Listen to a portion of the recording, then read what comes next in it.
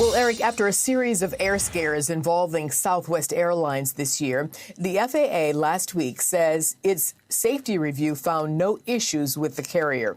Meantime, despite aviation safety reforms, FAA data also showing runway incursions, as in near collisions, have remained above 1,700 per year since 2022. Now, the good news, serious incidents with a significant risk of collision down since last year, with only one high-risk event this year to date. Let's bring in aviation expert, Captain Mike Coffield. So, Captain Mike, how do you see it?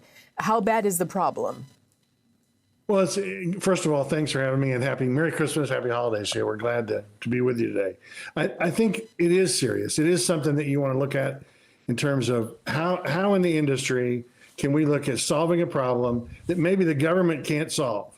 It may be an industry and a government joint cooperation that can be solved. And it may be something that is high tech and low tech. So we've got options to talk about that we can do both in Washington and each of the carriers. And then work around this time of holiday season. A lot of people are just rushing.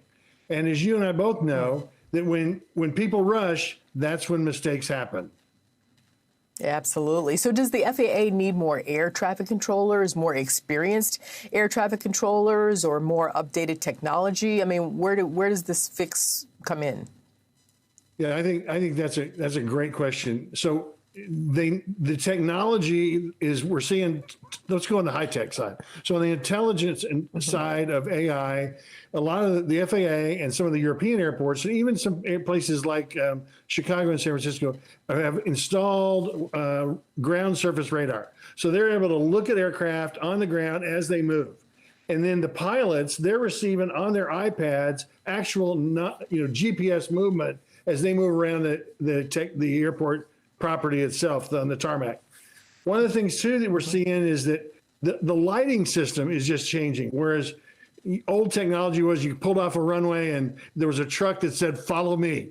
And so that kind of works in one sense, but the better way to do it on technology wise is a lighting system that actually runs to the gate where you're going to need to go to, issues stop warnings when you come up to runways, and then go alerts or allow you to move across. Some of the nomenclature for the airlines have changed to make it more safer. Boeing and a couple other industries have actually looked at purely connecting like you would in a carport, in a car wash, where the airplane is actually connected and then towed all the way through the taxiways out to the runway. Saves fuel, also stops mitigation of runway incursions.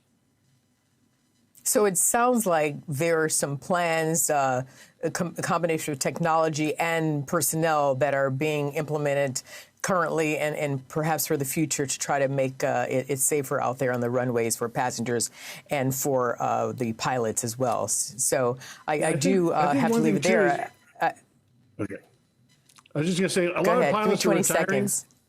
Okay, a lot of the pilots are retiring, and some of those guys could be used in terms of a graybeard program to go around and riding and using their experience to younger pilots. And that really would be a really effective way for the government and industry to work together.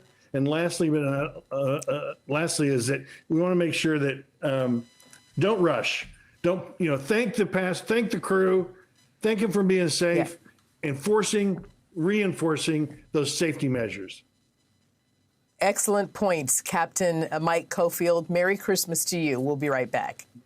Hi, everyone. I'm Brian Kilmeade. I want you to do me a favor. I want you to click to subscribe to the Fox News YouTube page. This is the only way that I know for sure that you're not going to miss any great commentary, any great news bites, any great interviews coming your way on Fox. You can get it all here on YouTube. So subscribe right now.